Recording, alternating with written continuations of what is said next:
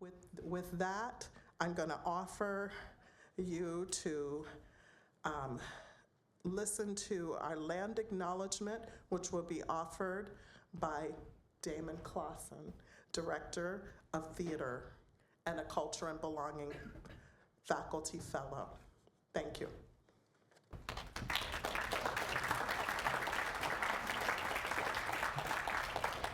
Thank you, Cheryl. Good evening. Thank you all for being here, especially the students that are here tonight. Thank you. I am both humbled and honored to give this all too brief land acknowledgement. We recognize this is stolen land. The land we call Kansas was the ancestral home of the Wichita and Pawnee nations. Siouan people, including the Osage and the Kaw or Kanza tribes, lived here for generations. This place was a high-traffic area, and the Plains Apache, Kiowa, Arapaho, Cheyenne, Comanche, and others lived, hunted, played, and died here, long before the tools of colonialism displaced them. These nations still exist, and they all have territories in Oklahoma and Texas. Kansas remains the current home to 4 native nations: the Prairie Band Potawatomi, the Kickapoo tribe of Kansas, the Iowa tribe of Kansas and Nebraska, and the Sac and Fox Nation of Missouri in Kansas and Nebraska. To some extent, we owe our privileged life here to the people who had this land taken from them. We must honor and amplify indigenous voices and movements that seek to heal both people and planet. Thank you.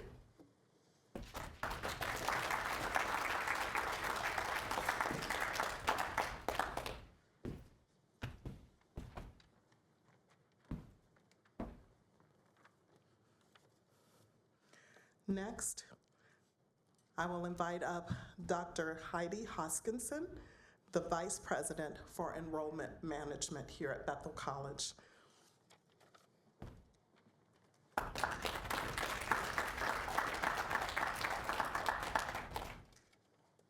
Thank you, Cheryl. Good evening, everyone, and again, thank you for braving the cold and being here in community with us tonight.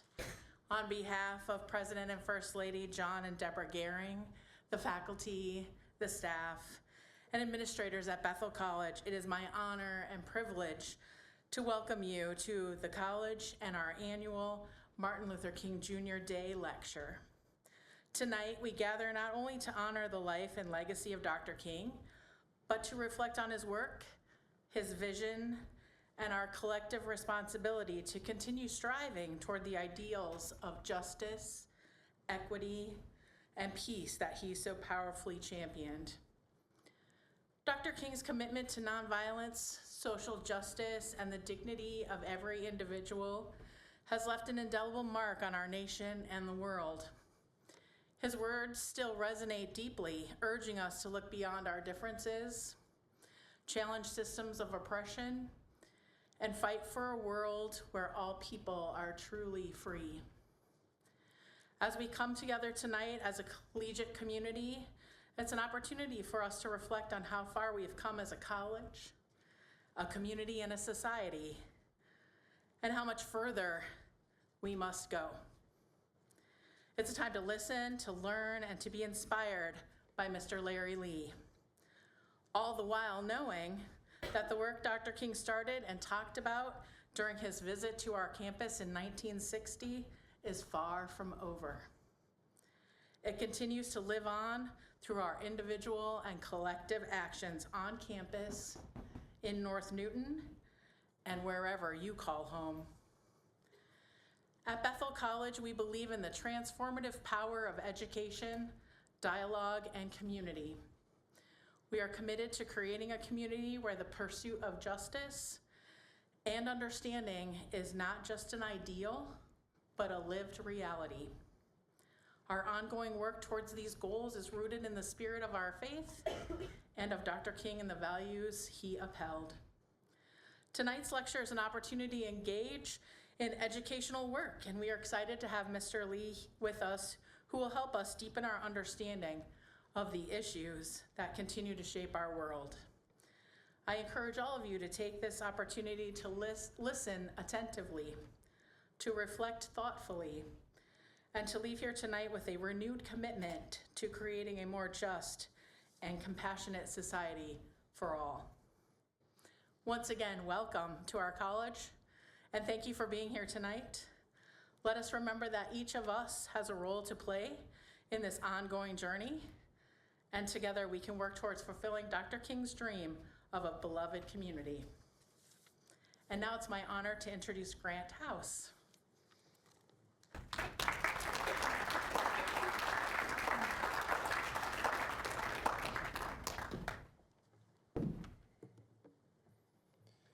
Hello and welcome, fellow Bethel College students, faculty, staff, and representatives of the like. My name is Grant Haas, and I am a senior psychology major here at Bethel College. Today, we celebrate the life of Dr. Martin Luther King Jr. This holiday commemorates his birth and his work, which he dedicated to the service of others, not only as a pastor, but also as a civil rights activist, a father, a friend, a husband, and a fellow human who wanted to see good in the lives of all other humans. He ministered to people and connected with their spiritual lives naturally and by profession, but he also gave people practical and aid in times of need and in times of distress. Dr. King's involvement in activism led to a life's work full of a variety of differing and notable experiences, all of which were unavoidable based on his own actions that were so heavily spurred on by his ambition for great change. Some of the pieces of history on which Dr. King left his mark of influence included the Montgomery bus boycott of 1955, where Dr. King led the first nonviolent bus boycott in U.S. history, lasting 382 days, and led to the Supreme Court ruling that segregation on buses was unconstitutional, also sparking the civil rights movement as we have seen it evolve today, with Dr. King's ideals at its head. The iconic March on Washington, where we have all now seen renditions of Dr. King delivering his famous I Have a Dream speech whilst advocating for equality and equity in jobs and freedom in 1963. The passing of the Civil Rights Act of 1964, which Dr. King worked tirelessly to ensure the passage of through his activism and representation, and ended legal segregation, and the Voting Rights Act of 1965, which Dr. King was present for the passage of as President Johnson signed this act into law, finally giving some protection to Black voters who often suffered from suppression of voice, vote, and validity. These are but a few of Dr. King's great accomplishments and notable moments, and they all came about due to his commitment to the service of others for the sake of the growth, development, and bonding of all people as one people. With his commitment to service in mind, this federal holiday, which was established in 1983, was transformed a decade later in 1993 to be known as a holiday as well as a National Day of Service. And so, every year on the third Monday in January, Martin Luther King's National Day of Service is designated as a day on and not a day off. Coretta Scott King, the spouse of Dr. Martin Luther King Jr., said, the greatest birthday gift my husband could receive is if people of all racial and ethnic backgrounds celebrated the holiday by performing individual acts of kindness through service to others. It is the only national service holiday we have the privilege of celebrating in the U.S. And so, with all of this history in mind, we as Americans are encouraged to honor Dr. King's life and service by serving others and their communities. Dr. King said, "We are caught in an inescapable network of mutuality, tied in a single garment of destiny. Whatever affects one directly affects all indirectly." So suppose you're looking for service opportunities to celebrate not only this holiday, but the legacy of Dr. King as a whole. In that case, there are multiple in the communities that immediately surround us that would quite likely and consistently accept and appreciate help. All it takes is some agency from our end as people with the ability to help others to easily find a place where we can offer some valuable assistance to another person and or other people, and to keep the dream of Dr. Martin Luther King Jr. alive and thriving. Thank you.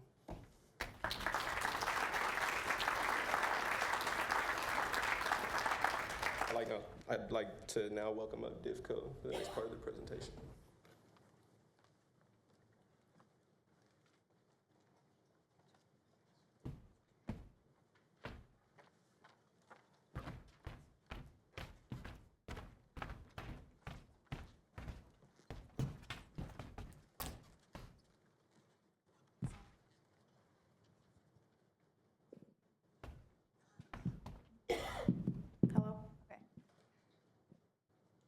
Hello, we are Diversity Council. My name is Day. I am one of the co-presidents. Hi, my name is Dulce. I am the other co-president. My name's Hope. I'm our social media coordinator. I'm Grace. I'm a member of DivCo. I'm Patty, and I'm also a member. Okay, and we are going to begin. Who are you? I am a nursing major. Who are you? I am a tennis player. Who are you? I am a daughter. Who are you? I am an athlete. Who are you? I am a Hispanic student. Who are you? I am a dancer. Who are you? I am an education major. Who are you? I am a pre-med student. Who are you? I am the youngest child in my family. Who are you? I am a daughter of a one-parent household. Who are you? I am a statistic of Hispanic nursing students. Who are you? I am a child of divorced parents. Who are you? I am someone who wants to become the first dentist in my family. Who are you? I am someone who hopes to have a positive impact on those around me. Who are you? I am a daughter who got to witness domestic violence and will hope to make a change of that. Who are you? I am a daughter of 10 siblings.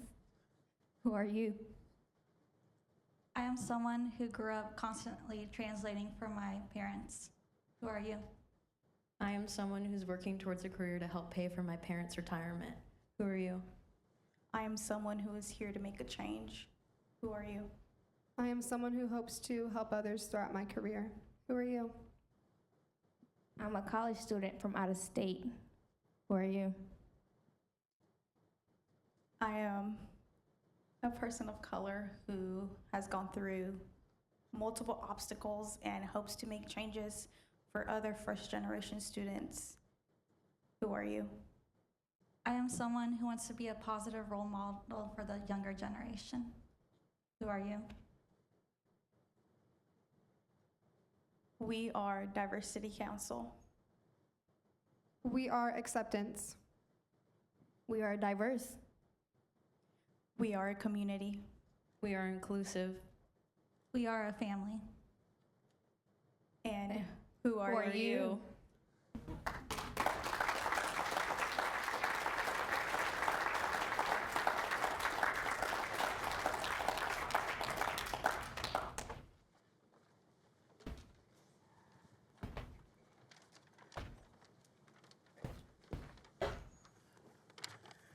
I am always thoroughly impressed by the vulnerability and the resilience of our Bethel students. Who are you? I want to take a moment to invite up a young man who was one of my students when I taught a course on restorative justice.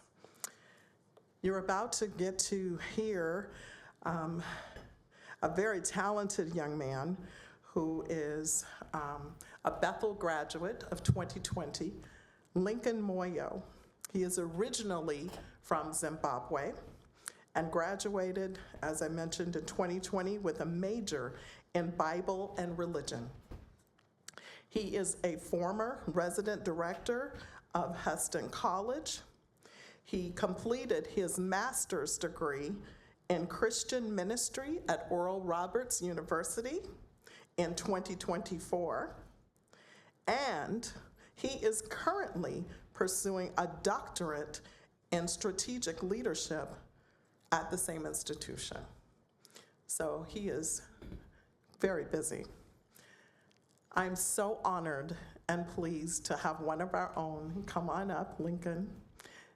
And you will hear one of the pieces he will play.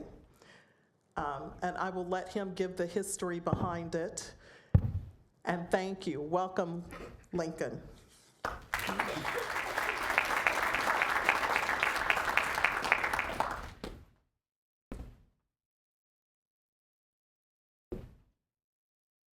Hello, everybody. How are you doing tonight? So I'm glad to be back at Bethel College. As Cheryl mentioned, I was a student here and taught by Patty Shelley and Peter Gozin, and it was my pleasure to see him again tonight. So the song that I'm gonna play is called, so I'm from Zimbabwe originally, so it's called Yileli Gama, and it means the name of the Lord. And so one of the reasons why I chose this song is because faith played a very instrumental role in the civil rights movement. And the scripture that I was thinking about is when David said, I come to you. He said to Goliath, you come to me with a sword, with a spear, and with a javelin, but I come to you in the name of the Lord. And so I was thinking about a spear. You know, when you're fighting somebody, a spear is close. It's like close combat. And then a spear you kind of have to throw. But a javelin is kind of like a little bit lighter than a spear. And so even though we have come a long way with civil rights problems, they are still, we are still kind of fighting a little bit. It's kind of sophisticated. Now you can send a weapon from, they can send a weapon from, one place and then, using, nuclear technology and some. So the point is, even though we have come a long way, we are still fighting, and but we do have the name of the Lord to help us overcome our challenges.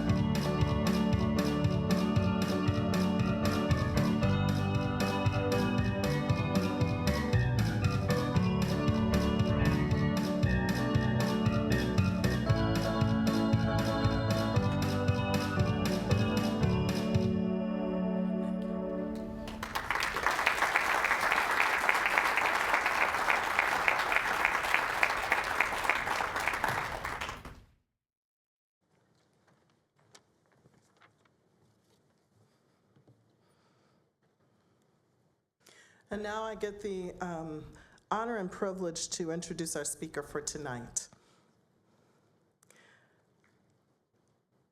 So I call Larry Lee an unsung hero in the Bethel community. I am so grateful to have this moment, to have him come share his insights with you. I will tell you a little bit about him in terms of the things you should know about him. First of all, he retired last year, recently as the founding pastor of All Nations Church, after I heard him say 23 years of being in the pulpit there. And then before that, he worked as a project manager for, I'm hoping I'm pronouncing this correctly, Wolters Kluwer, a software company with the development offices in Wichita, Chicago, and Los Angeles. He was born in Coffeyville, Kansas, and then he moved to Joplin, Missouri at age 2, and at age 13, with his parents and 6 siblings, he moved to Los Angeles. He and his wife, Barbara, first came back to Newton, back to Kansas in 1978, and stayed for 7 years, and then they went back to LA. So they've kind of got this, they had this thing where they went back between the 2 states. And then they returned to Newton for good in 1999. He earned his bachelor's degree at Wichita State, and then he also went back and got a master's degree in Christian ministry from Friends University at Friends University in Wichita. And after he retired, he began another whole career of being what I consider to be a modern day Renaissance man, because there isn't an organization around that doesn't know the name Larry Lee. But I'll just name a few, the ones I know. He is currently the vice president of the Newton Public Library Board of Directors. He is a member of the Newton Ministerial Alliance, and this is how I know him best. He is on the advisory council for the Kansas Institute for Peace and Conflict Resolution, KIPCOR, here at Bethel College. And then he also is the president of the Newton Community for Racial Justice, another area I know him well in. And if that weren't enough, somewhere in all of that time, the Lees found time. It's not just Larry, but his wife, Barbara, who is also here as well. They have served as host parents to Bethel students over the years. And Barbara, some of you may recognize if you've been around Bethel, she used to be in the role of over the college bookstore, which is now the Thresher Shop. Now, what I will say about Larry, because of my personal experiences of working alongside him, is that you want him on your team. If you are a student at Bethel, you want to know this man, because as you are acclimating to not just being on this campus, you got to go out into Newton. And if you are trying to find your way within these communities, he is someone that has been here, that is in the trenches, and he's advocating for you. He wants the students, he's always checked in when Bethel employees have come to Newton Community for Racial Justice meetings. He's always concerned about how the students are faring in our community, especially those who come from outside of our community who know nothing about this area. He's advocating especially for those who are underserved, underrepresented. And I can't tell you enough about how tirelessly he has worked to build this the organization that is, it was a coalition of people when I got here, but he helped Newton Community for Racial Justice to become a thriving nonprofit. And in the course of all of that, as I mentioned, being on so many things at multiple things at the same time, when he wasn't doing that, he was helping to create a beautiful, lovely structure in the Newton Public Library. I still think it's astonishing when I hear people say, I haven't been there yet. Raise your hand if you have never been to the Newton Public Library. Okay, that's your assignment, people. And I'm telling you, it will not disappoint you. Now, if you're lucky, like me, Larry gave me a personal tour, and you want to be toured by Larry, because he knows every nook and cranny. And you know why? Because he helped to create it. And you will love the intention behind everything that is in that structure, because it's not just about how beautiful it is, it's about how inclusive it is. He thought of everything with the people. I'm not saying he did it all by himself, but I think he was very intentional in helping to lead the charge to think about all the different people who would visit this library, including the unhoused, including those who just needed a place to be, and students with you in mind. So you owe it to yourselves to go there. And when you do, come back and let me know. But I know you will love the intention within which it was built. I just want to say, listen. This is someone that, again, if you don't know him, you will want to know him. I give you now Mr. Larry Lee.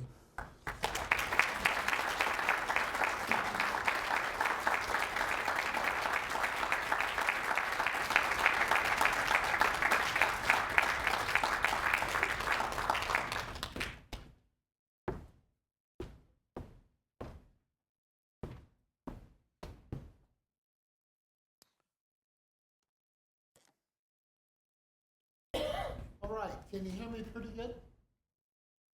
Yeah? No? All right, you can hear me in the back there? All righty. So, first of all, thank you all for coming. It would have been so easy for every one of you to say, it's cold. And yeah, I'm gonna stay home and warm up. But thank you so much for coming to be with us tonight. I think that a lot of the reason you're here is for the respect you have for Martin Luther King Jr. One of the things they did tonight that really spoke to my heart was the diversity council members with their "Who are you?" I really was impressed with that. Because my speech tonight is I just want to talk about a couple of episodes in Martin Luther King's life, and I want you to know, who am I? Where was I? What was I doing? What was I thinking during that time? How did it affect me? He's larger than life, but he's very realistic in who he was. And I just wanted to share that with you. How many of you have ever heard of a movie called Forrest Gump? You saw it, right? I don't know about you, but it was kind of a joyful movie to me.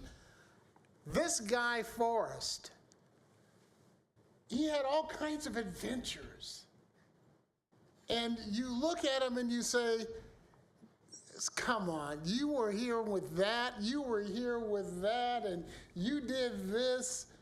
Dude, and you're not that smart, right? I have told some friends that I may be the black Forrest Gump. It's possible. It may be possible. It just seems that the Lord has placed me in these different spots at different times, and you get to sit with others. and you get to see when people are working together, what they can accomplish. It, to me, is amazing. And I thank God for that opportunity to be able to do that. Who am I? I am the brother of 6 siblings. I am the oldest of them. And in our family, they'd carried certain responsibilities. Whenever my parents were gone, it's on me to make sure order is maintained in the house, which wouldn't have been a bad idea had my parents had normal children, but they did not. They did not. Every one of my brothers and sisters is as stubborn. Oh dear, they may hear this. Oh well, they're as stubborn as they can be. And I learned very quickly trying to herd these cats was not the greatest idea in the world. But they showed me, they taught me a lot of stuff too. I do want to say thank you so much to Cheryl. Thank you for not taking my nose. I want to thank my brother who is here with us, my youngest brother. Lindsay, stand up.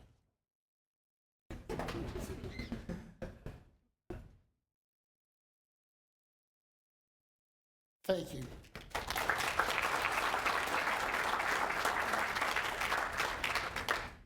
There are some who think we look alike, but he and I know that's not. That's not at all true. We know he's a little demented because he thinks he looks better than I do. We know that's not true either. I want to thank my son, my oldest son. I have 2 sons. One is in Northern California, but my oldest son, Brian, he is here with us. Brian, would you stand up? Because I know you don't want to. That's good.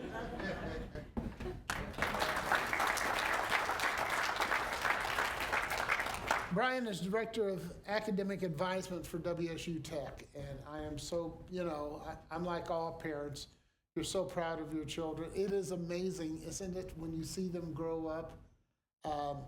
I'm at the age now where he has truly grown up and he has decided that he's the father rather than me. No, Dad, you can't go here. No, Dad, you can't do that, so we have to get into that now. And then I am truly excited to have no question about this, my better half with me tonight. Barbara, would you stand?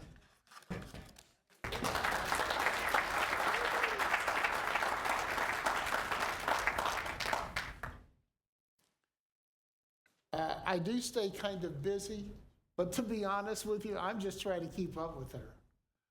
That's what a lot of this is. I don't like it when she's doing more than I do. So I have to keep moving because she's moving all the time.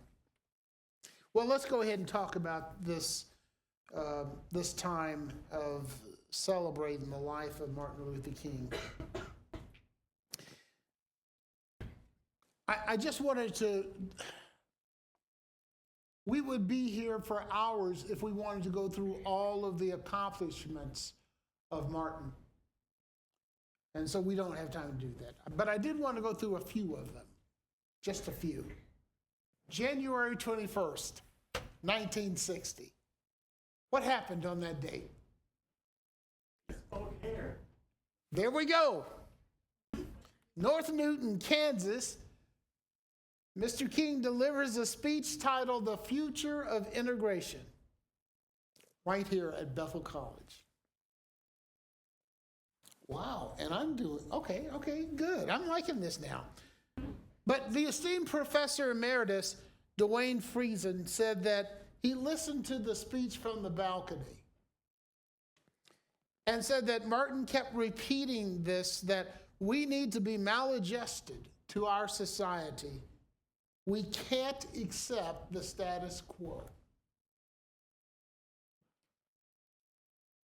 Is that still true today? Absolutely it is. But here's my question. Why did you, Martin, choose Bethel? Bethel?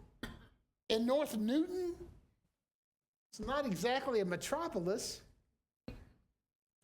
I don't know the answer, but I wanted to look at some things and thought maybe I could figure a little bit of that out. While in college, Martin began to study the life and the works of Mahatma Gandhi. And he began to see the possibility of applying nonviolence to the specific problems of African Americans, especially those in the South.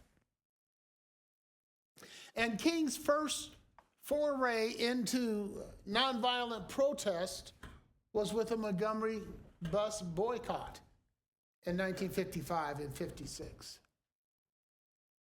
In 1959, just a year before visiting here, Martin and his wife visited India for a month.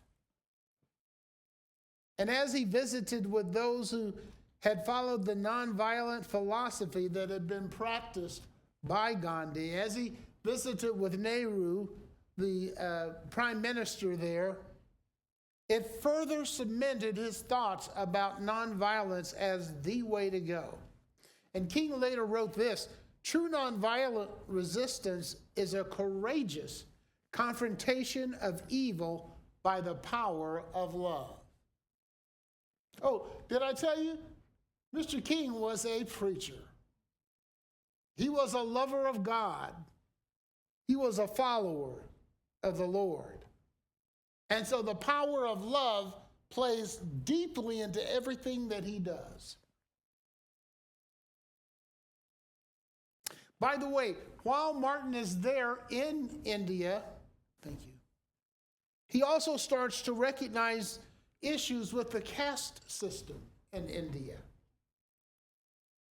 There's a group called the Untouchables, about 70 million people who lived in deplorable conditions with no hope of ever getting out of that type of treatment. And I think that those 70 million people starts to work something in the back of his mind. We'll talk about that later. King left India convinced more than ever that, yes, this is the best hope for us, that blacks are going to be able to achieve freedom through nonviolent means. Why come to Bethel? Maybe it has something to do with the fact that Bethel College was the first Mennonite college founded in North America. And a part of that philosophy of the Mennonites comes from its strong, courageous philosophy of nonviolence. It's a part of the Mennonite faith. And I have to confess to you, I didn't know any of this until I moved into this area.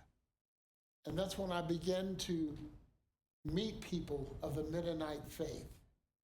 And wow, was I and am I still so impressed with the courage with which you hold to that. Who am I, though, at that time in 1960? I'm 9 years old. I live in Joplin, Missouri, a city of about 38,000 at that time. I'm starting to experience some of the prejudice that accompanies racial differences. At 9, it's starting to become a bit apparent.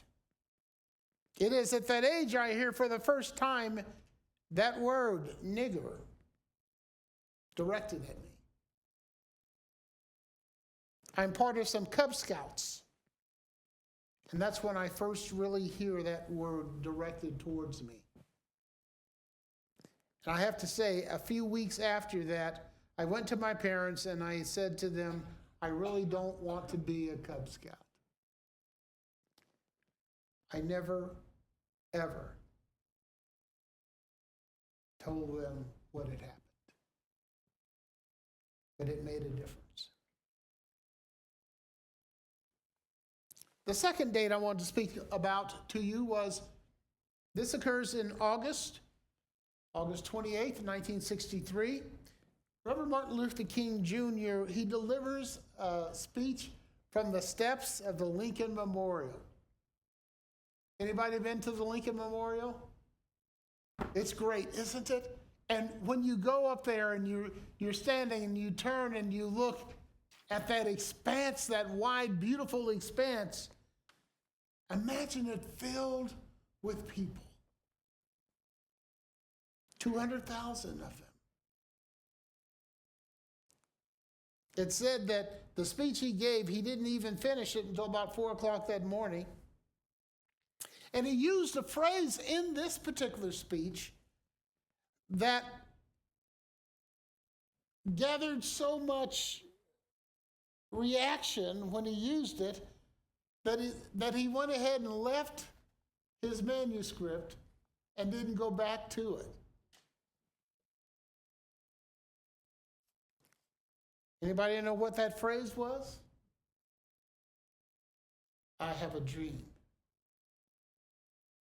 He starts out by reminding us, let us not seek to satisfy our thirst for freedom by drinking from the cup of bitterness and hatred. I say to you today, my friends, so even though we face the difficulties of today and tomorrow, I still have a dream. It's a dream deeply rooted in the American dream. I have a dream that one day this nation will rise up and live out the true meaning of its creed. We hold these truths to be self-evident, that all men are created equal. I have a dream that one day on the red hills of Georgia, that the sons of former slaves and the sons of former slave owners will be able to sit down together at the table of brotherhood. I have a dream that one day, even the state of Mississippi, a state sweltering with the heat of injustice, sweltering with the heat of oppression, will be transformed into an oasis of freedom and justice. I have a dream that my 4 little children will one day live in a nation where they will not be judged by the color of their skin, but by the content of their character. He goes on and he says, I have a dream that one day every valley shall be exalted, every hill and mountain shall be made low, the rough places will be made plain, and the crooked places will be made straight, and the glory of the Lord shall be revealed, and all flesh shall see it together. Did I mention this dude could preach? I don't know about you, but when I would hear him speak, his voice, I mean, wow. It was wonderful. He hypnotized you with the melody of his words and how he put them together and the voice. Yeah, man, it was great.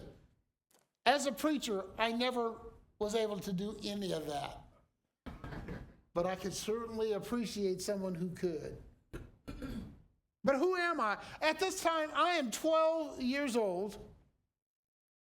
And within a few weeks of that speech, I will be leaving Joplin, Missouri, and I will be moving to South Central Los Angeles, California. I will move from a primarily white environment to an all-black environment. And I will see clearer than ever the differences between blacks and whites within our society. And within a few weeks of starting school, I will see President John F. Kennedy assassinated. In the period of 63 to 68, those were years that were filled with great change for Martin. And great change for me too. I'm moving from junior high to senior high. And one of the things it says to me, and I'm reminded of, I'm still a kid, Martin's a man, but guess what? Change comes no matter what we do, no matter what age we are. Change is always going to be present. But here's the thing. I wanted to say, here's the thing, church. Here's the thing, people. You want to grow no matter what you're doing. Make sure you take advantage of the opportunities to have experiences that take your mind and make it expand a bit. That's where real life is. In 1964, Martin is awarded the Nobel Peace Prize. At that time, he is the youngest person to ever win the prize. Who am I? I don't know who I am, but he wasn't really on my radar in 64. In 1964, when we first moved to Los Angeles in 1963, we moved with my grandfather and my step-grandmother. We moved to a house that had 2 bedrooms and 1 bathroom. That means 4 adults and 7 children in 2 bedrooms and 1 bathroom. And me and the boys, me and my 2 brothers, we got the floor in the dining room. We had the pallets there. And we stayed there for almost a year. But in 1964, we moved from there to a place called the Nickerson Garden Projects. Okay? How do I describe the projects? The purpose of the projects was a place to provide low-cost transitional housing. But when I moved into the projects, I saw families that had been there for a couple of generations. They never transitioned. And it became a place where there was crime and a place that was not safe. But unlike many others, my family, we were there for 1 year, almost exactly a year. My mother and father worked. My mother had always been a stay-at-home mom until we moved to the projects. And then she went and got a full-time job. My dad had 2 full-time jobs. And within a year, we were able to move to a small house, but we were kind of happy. And we moved just before the 1965 riots. Just before. Still in South Central Los Angeles. In 1966 and 67, Martin, his popularity really starts to fall. He had been named in magazines and in the media as one of the most trusted men in Black America. But in 1966 and 67, that popularity begins to fall. And of course, now that his popularity is falling, this is when I started listening. That's the way it is for me. But as I listen, I'm puzzled. I wonder what's wrong with Martin. Why is he shifting his focus? Why is he losing his focus? This is the Martin we don't always hear about. Here's the problem. He starts to talk more and more about poverty. The things he had seen in India with the untouchables, they had been working in his mind, and he starts to look at poverty now, looking at its effect on the poor of all races. And this was another problem for Martin. It's like he's trying to enlarge his field. He won't stay in his lane. And then in April of 1967, he commits the unthinkable. He gives a speech and speaks out against the war in Vietnam. His dad at first tried to tell him, don't do this, don't do this. But his father later on said the speech that he gave in April of 1967 convinced him Martin was on the right road. But I was still puzzled because I didn't quite understand all of it. And I think he's moving very far from Black issues. And I think to a lot of us, we felt he wouldn't stay in his lane. It took me a few more years before I could figure out he was in his lane all along. All of this stuff mattered to him. Martin's playing chess and we're still playing checkers. The issues were part of his dream. At the end of 67, I'm 16. I'm going to graduate in 68. Living in South Central LA, one of the things that I began to notice was that there were a lot of young black men getting drafted going to war. A lot.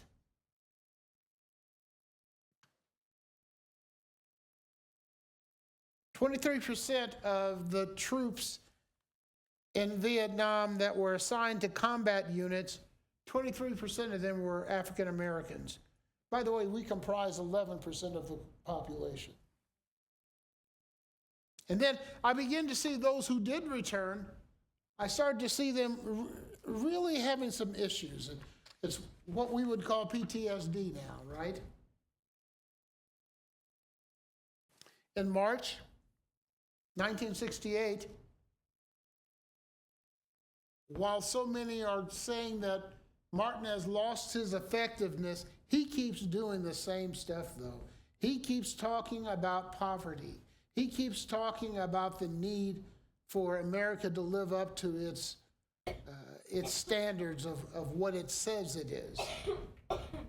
And so March 1968, he leads a march in Memphis, Tennessee,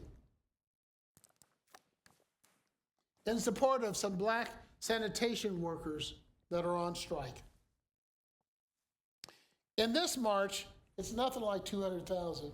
There's only 8,000 people that participate. But what's really interesting about this march, it is the first march in which he ever participated, that violence erupted from those in the march. It's the first time the march itself becomes violent. And Martin was devastated at that. Later on, it was determined that someone had actually paid some young men to perpetrate violence. So what does Martin do? Does he go and lick his wounds? He was pretty down, but no, what he says is, I got to go back. We got to do this right. I'm going to go back and we're going to do another march. And so on April the 3rd, 1968, Martin is scheduled to give a speech. And he is going to give a speech at the Mason Temple Church of God in Christ. He's got my attention. I grew up in the Church of God in Christ. That's my denomination that I grew up in. No matter where we lived, there was always a Church of God in Christ that we attended. And so the fact that he was going to, and Church of God in Christ, very conservative. The fact that he was going to go to the headquarters for this denomination, I was interested in that. Again, it's the largest black Pentecostal denomination. And he was there at the time of year when pastors from all over the country would come to gather to do business. In the speech, Martin speaks about the Memphis sanitation strike. He calls for unity, economic actions, boycotts, and nonviolent protest.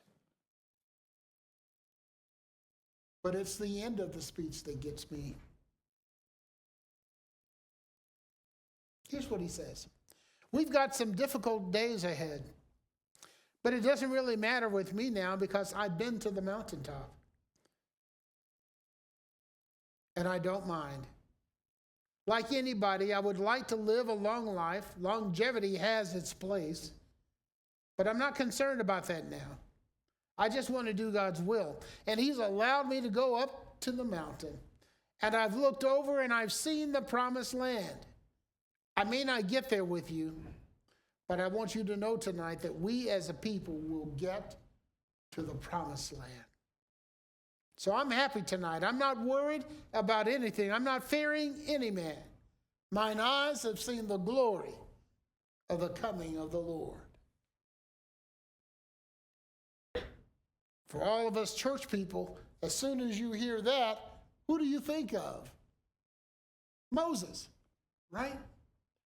Who did not get to go to the promised land, but he did get to view it.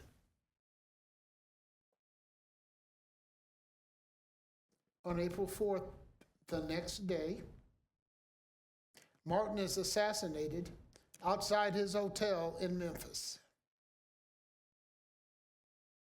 Riots affected 110 cities in America. 2 months after his death, his friend Robert Kennedy, brother of John Kennedy, running for president, and he was assassinated in my town, Los Angeles.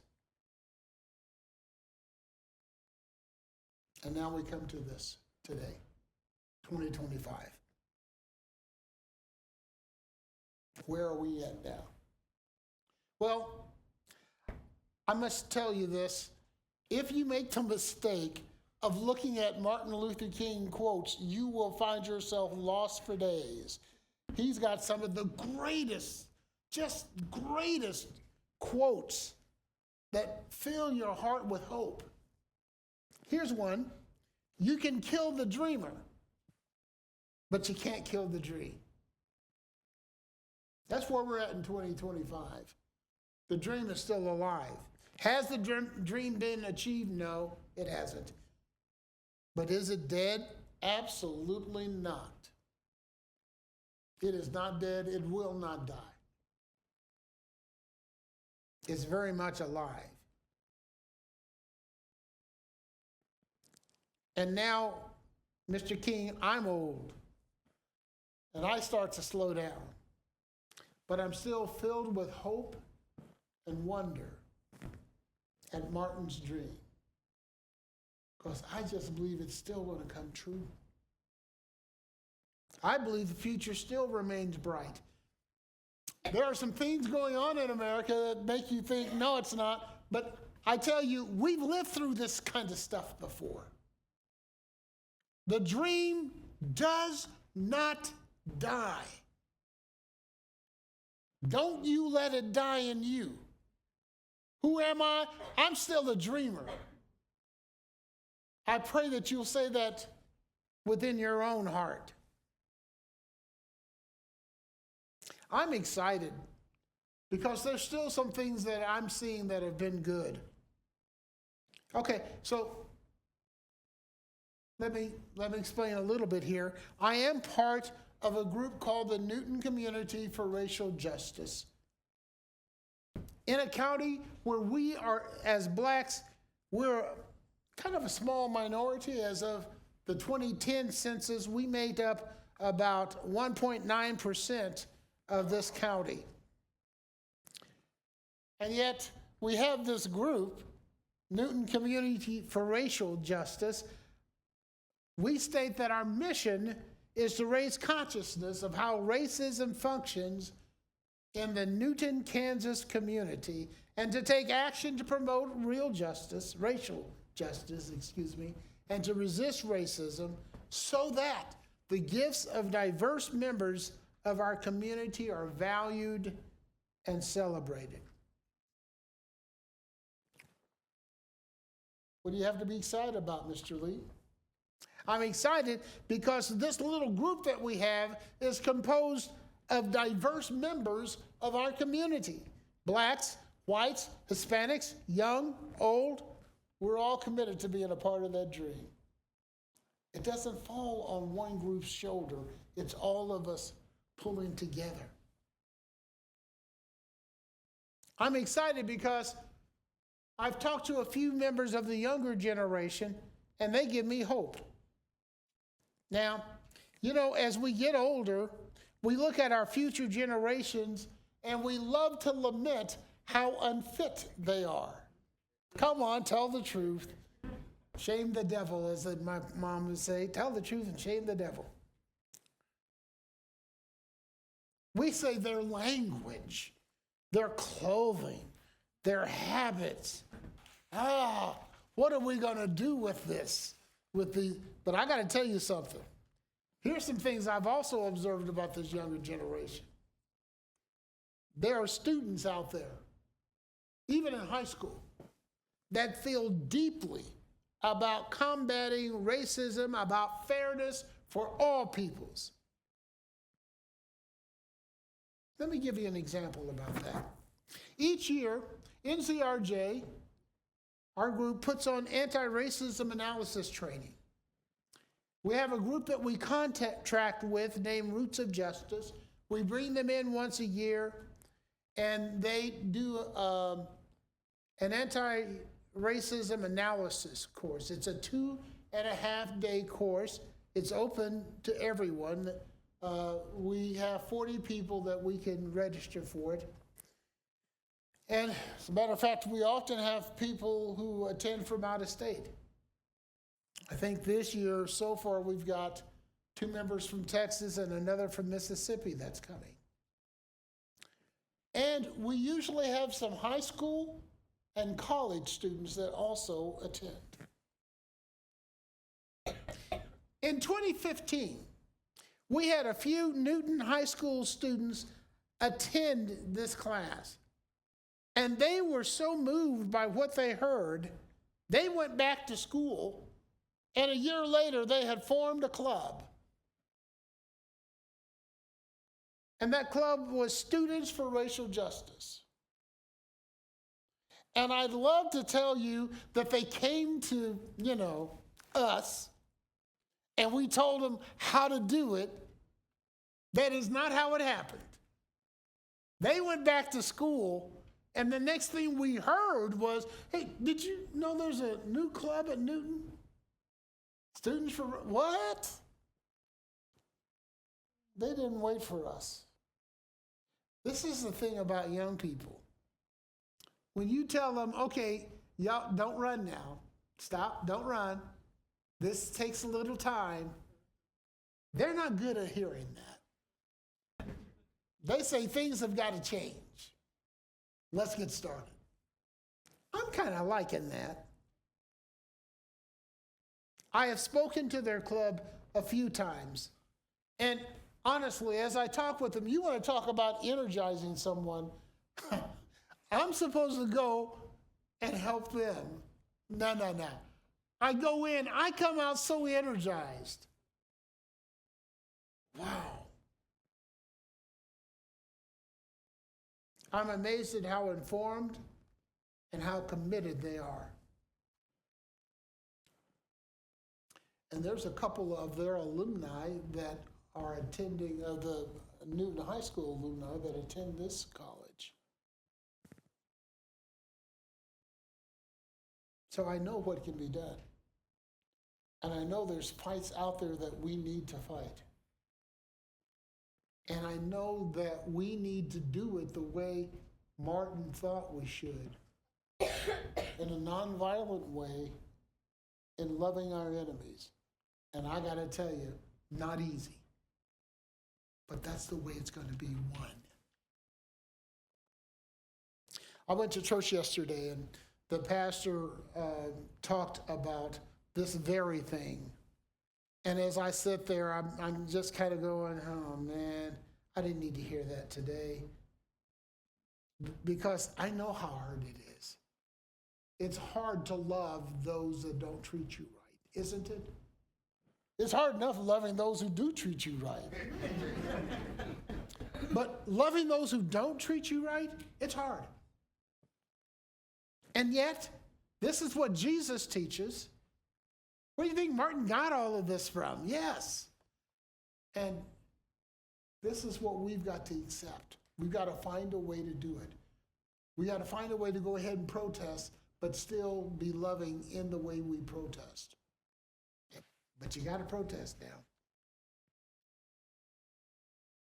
So I know the fight for fairness and equality can and must continue. All right, I want to try to end here. One more MLK quote. I think one more. No, maybe almost one more. People fail to get along because they fear each other. They fear each other because they don't know each other. And they don't know each other because they've not communicated with each other.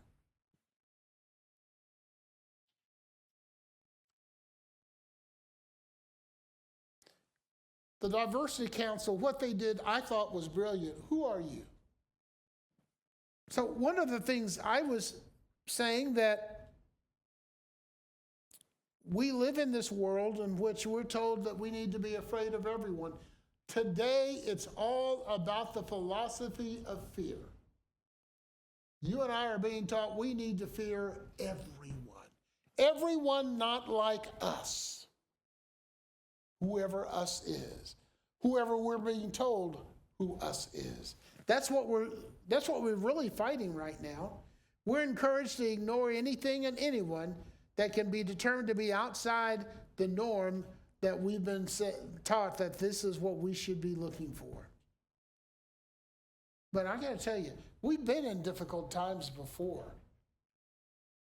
1963, Medgar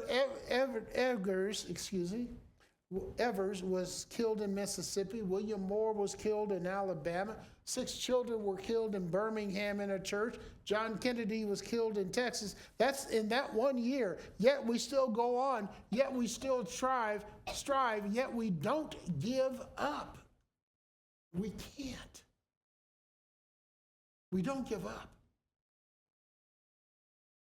So in this age of having people tell you, be afraid, be very afraid of those who speak a different language than you, of those who come from a different country than you, of those who are a different color than you, of those whose sexual distinction is different from yours. Be afraid. I'm telling you, we can't do that. I think what we need to do is,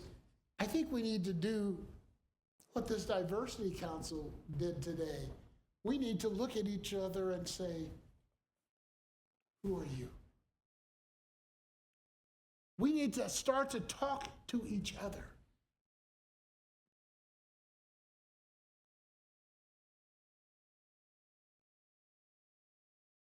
Start to get to know each other. Start to share our lives with each other. You don't have to agree with everything I say. I don't have to agree with everything you say. But I tell you this, if you and I start talking to each other, not at, but to each other, we will discover we have more in common than you would think at first.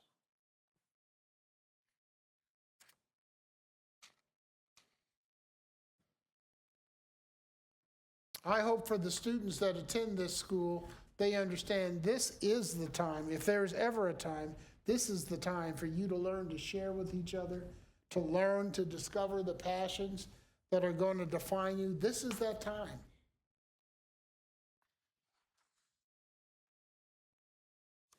We're at a time now where some of our largest companies in the United States are rolling back their participation in diversity, equity, and inclusion. I mean a large number of companies, some of the largest ones. All of a sudden, it's safe to say we don't need to do that anymore. So we've got a lot of work to do. But if we're going to get it done, it's got to be done with each other, and it's got to be done with us being able to figure out who is this person next to me, and what can we do together.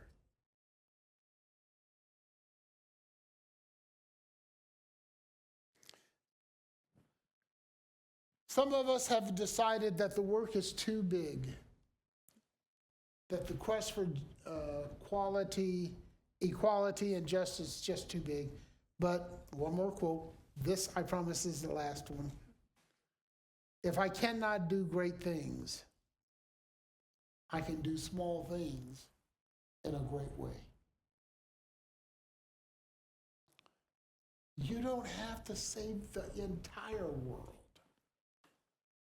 Just save a little part of it, but do it in a great way.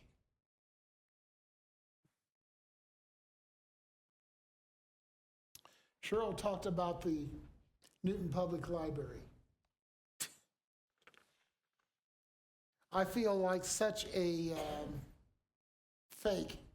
All I did was sit there while the other people did the real work. I would just sit there and listen. It was so cool to me. It's like, wow, look at what these people are doing. And I'm sitting there going, yeah. It's all about getting together with others, being willing to listen to and work with and learn from what others are doing. These are some difficult days, but what we're doing right now is more important than just giving up and saying, oh well.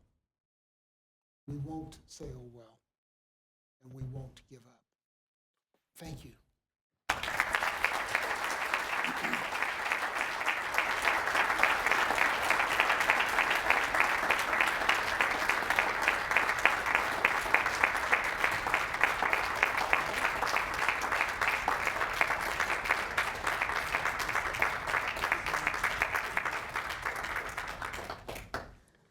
I want to call up Dr. Bob Milliman, Vice President for Academic Affairs.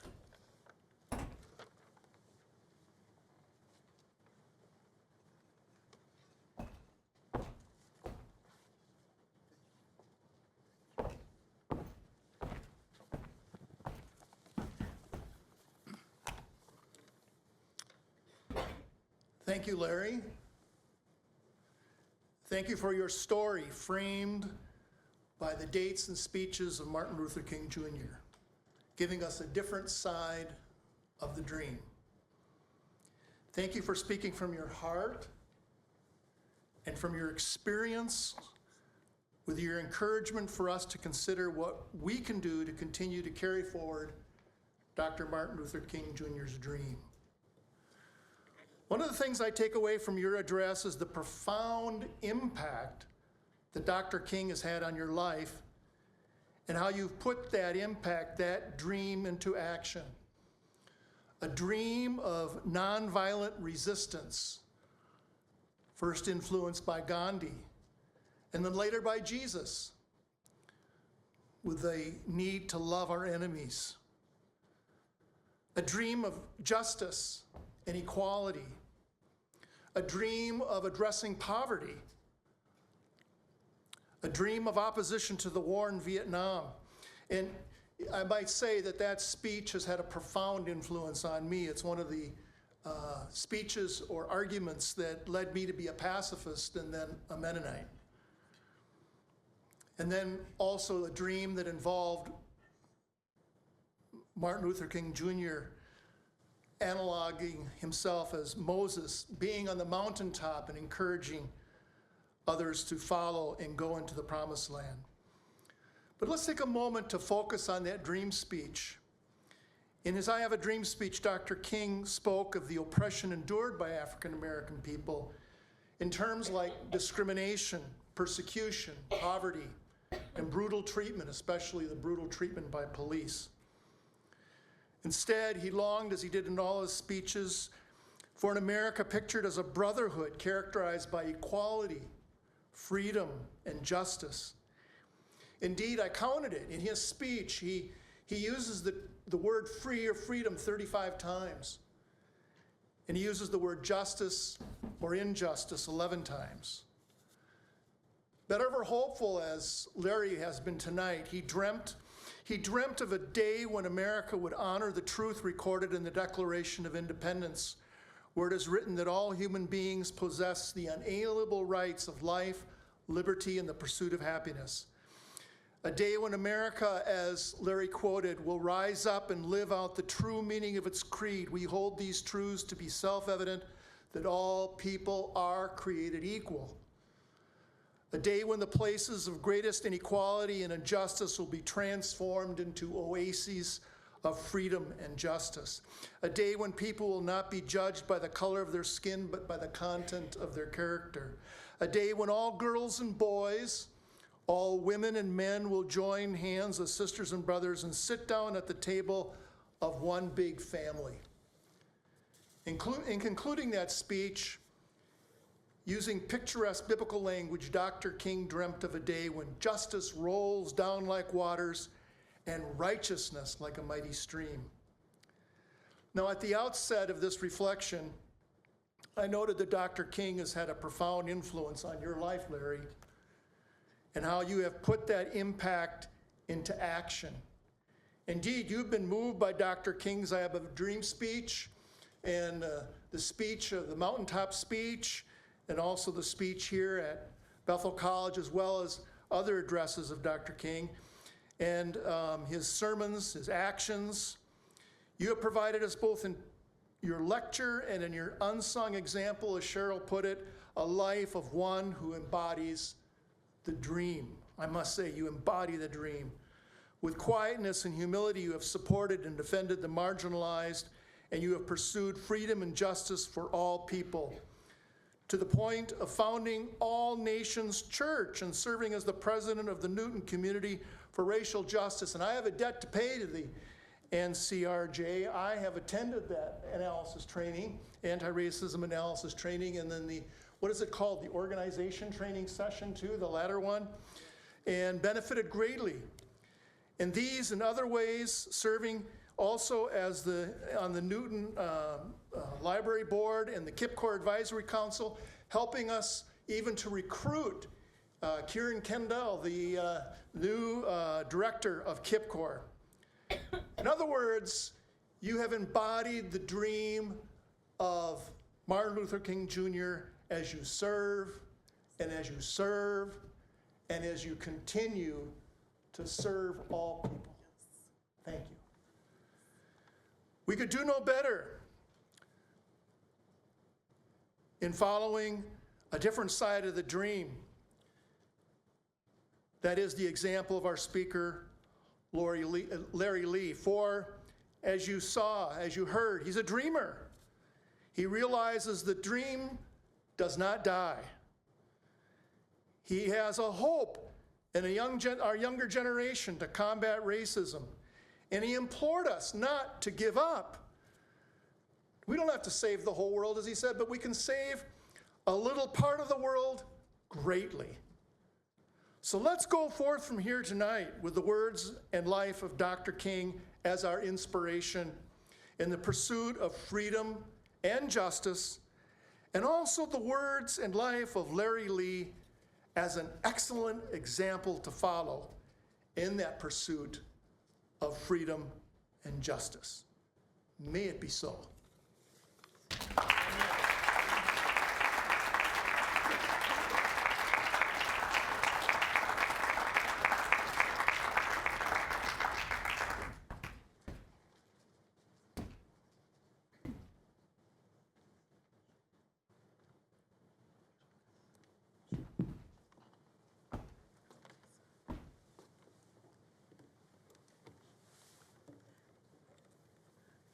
This is an opportunity for those of you who may wish to ask Larry a few questions. And we have a couple of folks who are two of our Culture and Belonging Fellows, Dr. Devontae Peacock over here and Sierra Williams over here, who will have microphones. If you have a question, just raise your hand and they will get to you.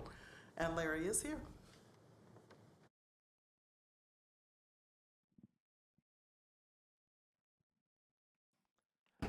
This isn't exactly a question, but I have two comments. One thing that wasn't mentioned is that Larry is the head of VITA, Volunteer Income Tax Assistance. That's where I learned to know him back a few years ago. Yeah.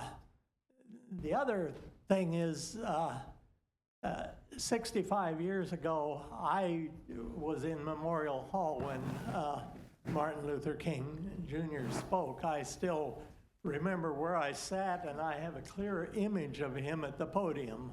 How many other people here were at that event? Okay, Dwight at least. Anybody else? All right. There aren't very many of us left.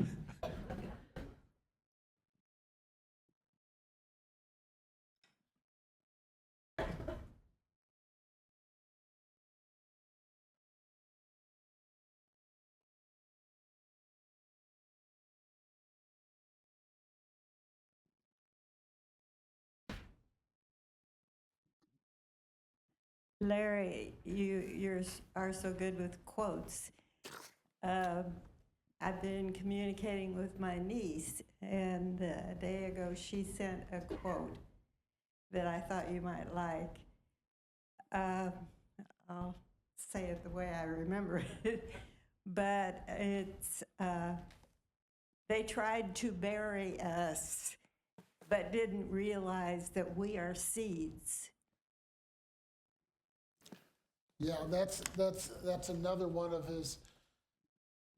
He has so many picturesque, beautiful words that he uses to describe what we do and how we live. And trying to bury us, okay, you get that. But the thing about burying a seed, it creates growth, does it not? The seed itself may die, but what springs up from it is glorious. And that's who we are. That's who we become.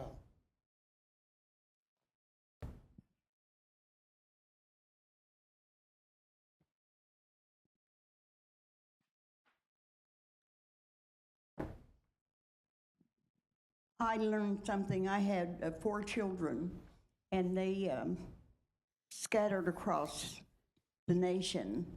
But I felt really, really proud. My son had lived in Newton, born and raised. We went to England for a minute, but he said, "Mom, you never taught me some of the things that I know now." And I said, "Like what?" He said, "I moved to Connecticut." He said, "Worst place I've ever been." And I said, "Why?" And he said, "There's Italians, there are Polish people, there are not from Colombia, but anyway, from the islands." He said, and I said things that made people very mad. He said, because I never knew. I never knew there was a discrimination against Jewish people. He said, all I knew about was black, white, and Mexican. That's where we're from. That's where you're from, Kansas. And I said, what? He said, I made mistakes, and I had no idea. He said, I told a guy I'm going to whop him upside his head. He said, and half the section he was working in got quiet. Well, that was a bad word, and he didn't know it. Absolutely. He said a few more things. He said, I didn't know there were bad names for all kinds of people. I only thought bad names for black, white, and Mexicans. And I said, well, how did you get along? He said, well, people didn't believe me. They say, you talk funny. Where are you from? And I said, Kansas. He said, they still thought maybe we were riding cowboy horses and things in Kansas. But he said, I learned so much that was bad, but I know not to say it. He never feared getting in a fight for saying things. Well, he did. A couple of times he almost got into it by calling people a bad name. But he said, I felt really proud that he didn't know more negative names to call people. And if you see me and my son, then you'd see him look at me like I'm not quite right in the head. But that was why, because there were so many things we didn't teach our kids. And I'm glad even today I don't, because he gets along with everybody. I want to say that when I moved to Los Angeles, to South Central Los Angeles, it was an all-black environment. But because I came from another area, I had some different experiences with which to judge what was going on, and that really did help. It helps to, again, to know how other people live. The reason I have suggested to all of you that is we need to have conversations is because it's hard for you to know what my culture is like when you've never talked to anyone in my culture. And it's hard for me to know what your culture is like when I absolutely refuse to talk to anyone in your culture. I'm not suggesting that one person can represent an entire race, but I am suggesting that as we continue to talk with each other, it can expand our ability to understand, to comprehend, and even to dream.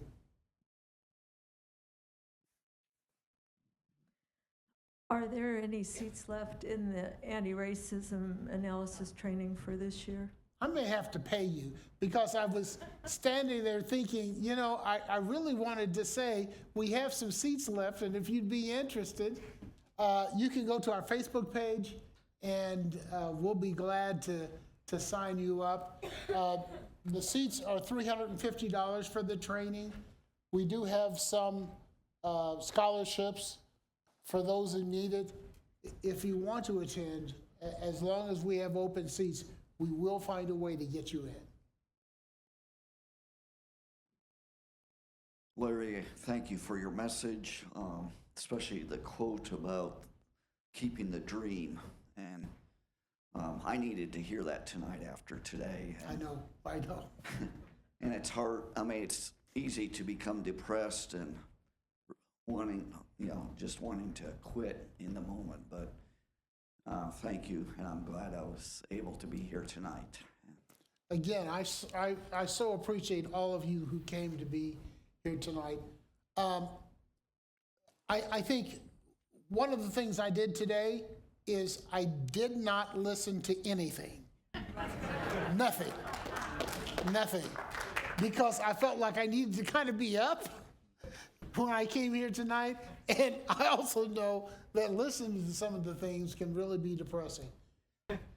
But we still can't hide, right? I mean, sometimes we can take a minute off and we can take a breath, but we still we gotta hear, we've gotta listen, and then we've gotta find other people to talk to that will help us keep our perspective on who we are and what we're doing and what we stand for. We've been through tough times before. So don't let anyone suggest to you this is the worst it could ever get. It can get worse, but it can also get better. We will make it through this. All of us will make it through this.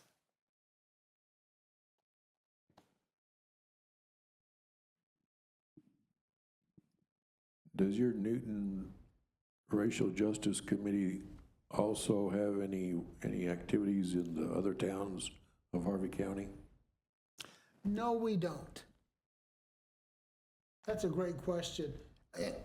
So let me suggest this.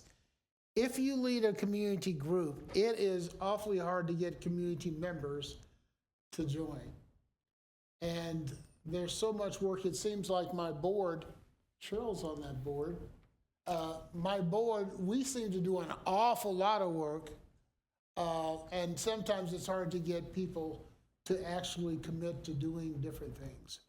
So we're doing good to keep it going just right here in this area. Not that the need doesn't occur for others. And we do speak to the fact that we have those needs in other areas within Harvey County. So join up so you can become a part of it. From your perspective, definitely at the time, but also now, how would you see the relationship between nonviolent movements and maybe less committed to nonviolent movements aiming for goals of justice and liberation? So I was raised in the Church of God in Christ. Now, one of the things my parents did when we moved to South Central Los Angeles, we were the most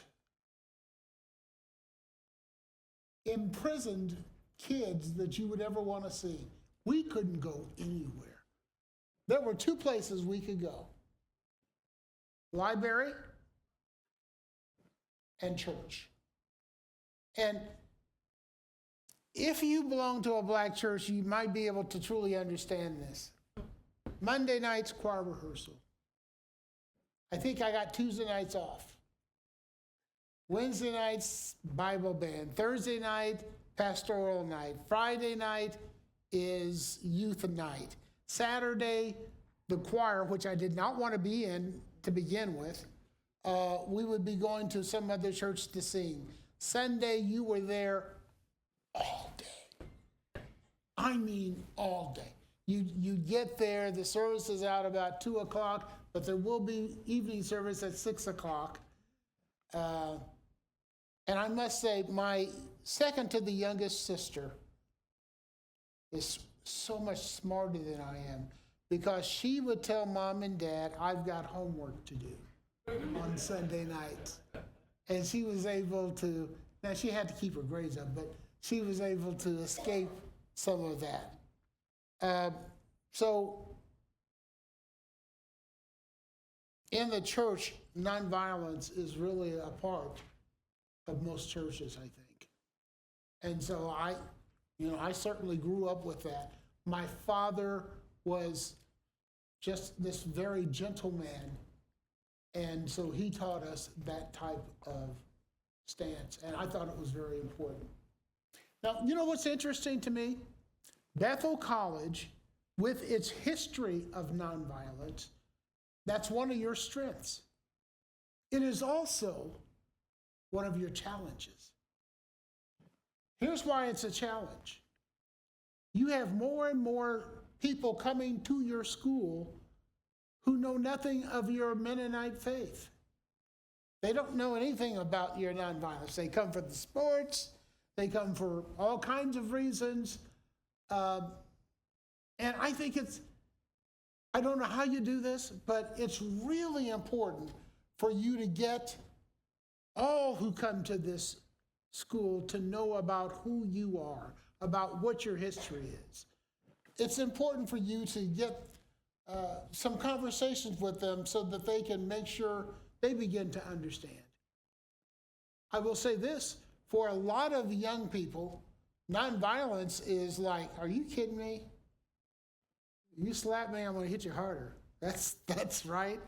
But if you really begin to understand the courage that is required to respond with love, it is powerful. It's powerful. So I applaud you. I certainly applaud those of the Mennonite faith. I had no clue how strong you were until I started to talk to you.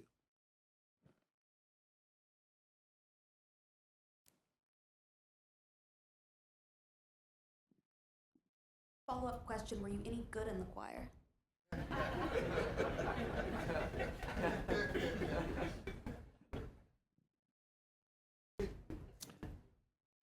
I was a legend in my own mind. My wife laughs at me because no matter what comes on the TV, if I'm walking through the living room and someone's singing, I have to sing. I think I sound really, really good in the shower.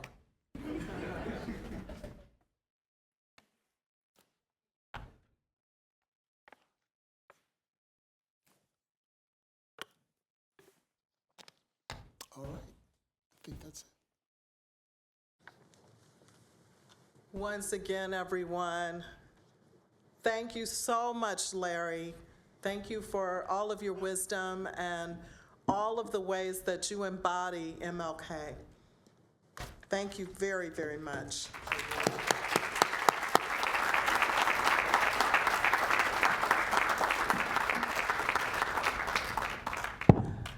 Once again, I'm going to invite up Lincoln Moyo to share an oldie but a goodie, and he will kind of give the context for this song as well.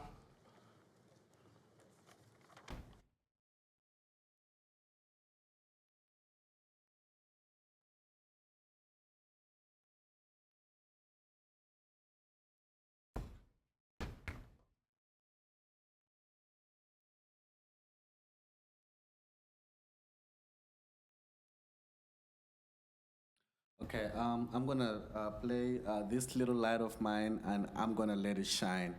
And so I was thinking of the passage in the scripture where God called Gideon, and Gideon responded to God. He said, I come from the poorest family, and I'm the least in my family. And I was thinking about the lyrics, This Little Light of Mine. And in this song was sung, I I think it's traced back in the 1920s. They would sing it at rallies. So the idea is like, you do your part and you do your part. This little light of mine, I'm gonna let it shine. So collectively, they were thinking about this movement and how they can each contribute to the civil rights movement, but looking to what we have accomplished or what they have accomplished, their dream. I think when they would come today in 2025, they would say, this big light of mine, I'm gonna let it shine, because they would have seen what they've been able to accomplish. And so I wanna challenge you today, having listened to what Larry has spoken about and remembering Dr. King, that the light that we carry might seem to be little, but imagine what 25 years from now would look like because of your contributions in your context.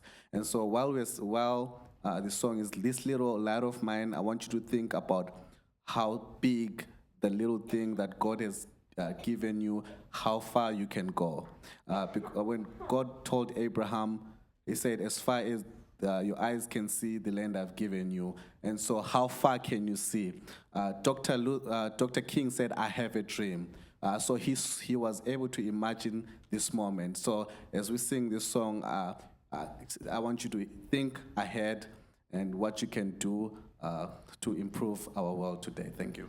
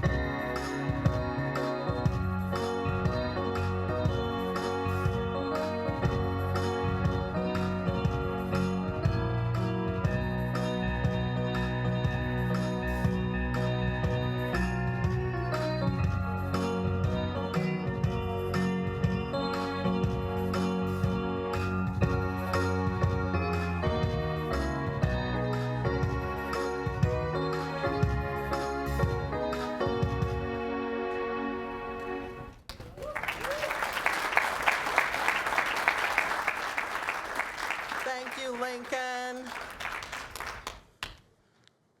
I just want to say thank you again to everyone who participated in tonight's program. But before we go, I want to recognize, as I mentioned to you earlier, I am one part of a larger entity that makes up the Office of Culture and Belonging. I want to recognize all of the Culture and Belonging Faculty Staff Fellows, if you would please stand.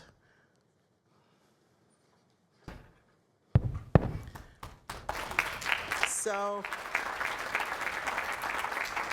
Jamila Branch, Coordinator of Student Activity and Engagement, I think she was here earlier. Damon Clausen, who you heard from earlier, Director of Theater. Dr. Navante Peacock, Assistant Professor of Psychology, and Sierra Williams, Assistant Professor of Social Work. Two of our other fellows are not present tonight. Dr. Christine Kraus-Dick, Professor and Chair of Communication Arts, is on sabbatical. And Adriana Leek, who is our head volleyball coach. Some of you may know this. She was with child and happened to have her baby over the weekend. So she is not here with us tonight, but she is home with her now third little boy.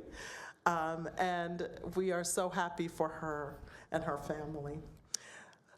Listen, folks, I can't give any more great quotes, and I refuse to do so because there were so many good ones. But I do appreciate Larry pointing out that it is important that we go back to our communities and do the parts that we can. And just know, as you go to do that, as you are connecting with our office, we want to support you in any and every way that we can. Thank you so much for coming out tonight. Stay warm, and we will see you again. Take care. Good night.